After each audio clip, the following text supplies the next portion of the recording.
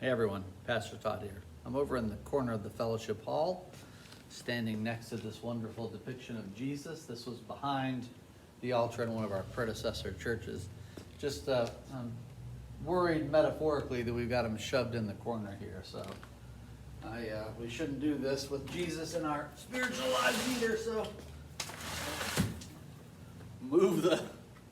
sorry Jesus, move him from out behind the bushes there, so we can have a clearer view of them. I'm reading to you today from Bread and Wine. This is readings for Lent and Easter. A lot of different writers here. It's the March 7th. It's St. Patrick's Day. St. Patrick's Day. Happy St. Patrick's Day. So that means it's the 16th day of Lent. And the reading for today is entitled Truth to Tell by Barbara Brown Taylor. She starts with a quote from Francois Fenelon. This is the quote. "We say we want to forget the world, but in the depths of our hearts, we do not want to be forgotten by it." And here's what she has to say. There are many ways to tell the story of what happened on Good Friday. According to John, it involved a collusion between religion and politics. While Pilate and the chief priests conspired to solve their mutual problem while managing to remain enemies, Jesus stood at the center of the stage like a mirror in which all those around him saw themselves clearly for who they were. One way we Christians have avoided seeing our own reflections in the mirror is to pretend that this story is about Romans and Jews. As long as they remain the villains, then we are off the hook, or so we think. Unfortunately, this is not a story that happened long ago in a land far away. Sons and daughters of God are killed in every generation.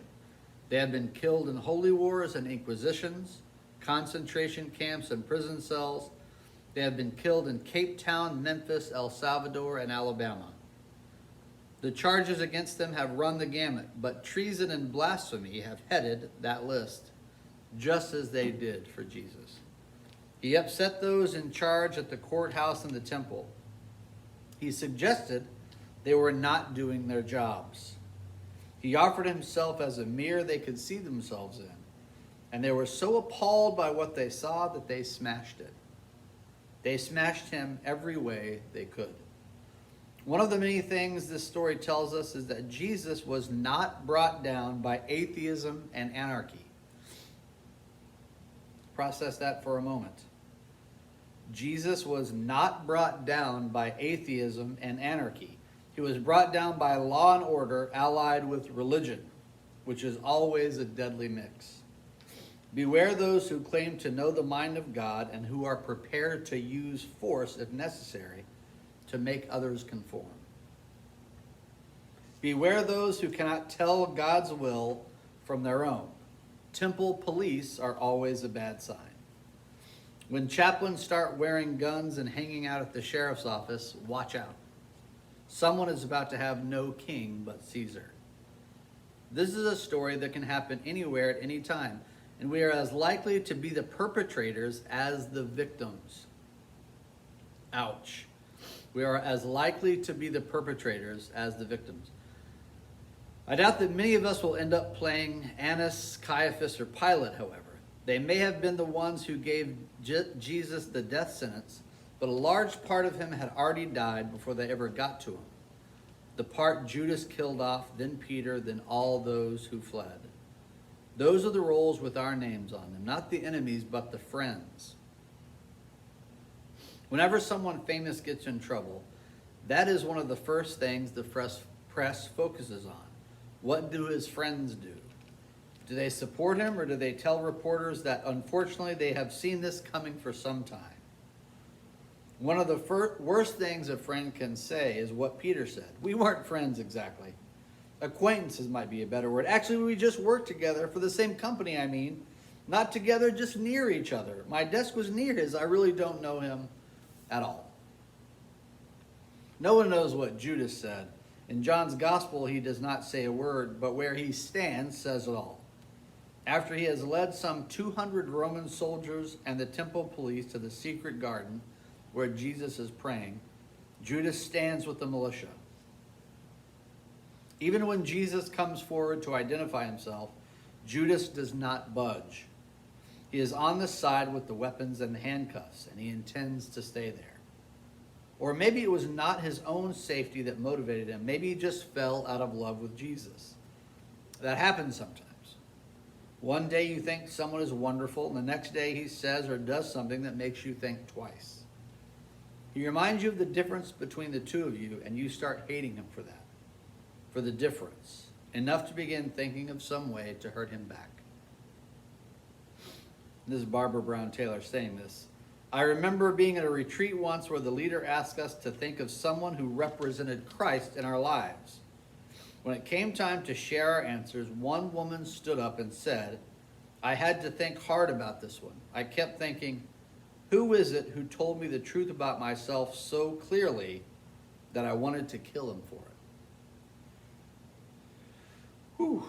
According to John, Jesus died because he told the truth to everyone he met. He was the truth, a perfect mirror in which people saw themselves in God's own light. What happened then goes on happening now.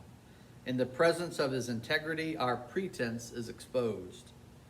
In the presence of his constancy, our cowardice is brought to light.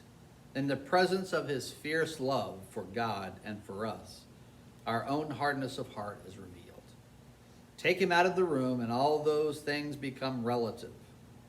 I am not that much worse than you are, nor you than I. But leave him in the room, and there is no room to hide. He is the light of the world. In his presence, people either fall down to worship him or do everything they can to extinguish his light. A cross and nails are not always necessary.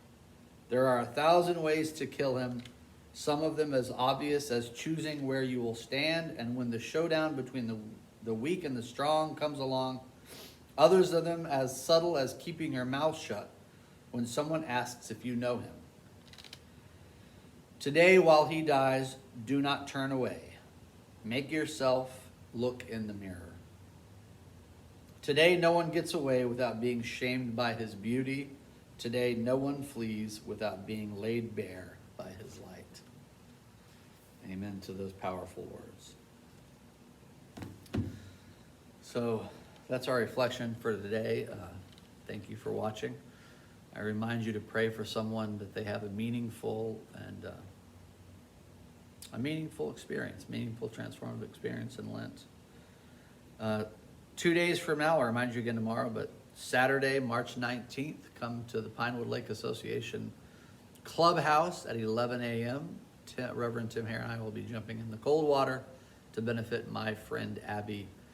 It is a organization that works to prevent adolescent suicide and to teach those adolescent folks in our community that there are resources that address their mental health concerns.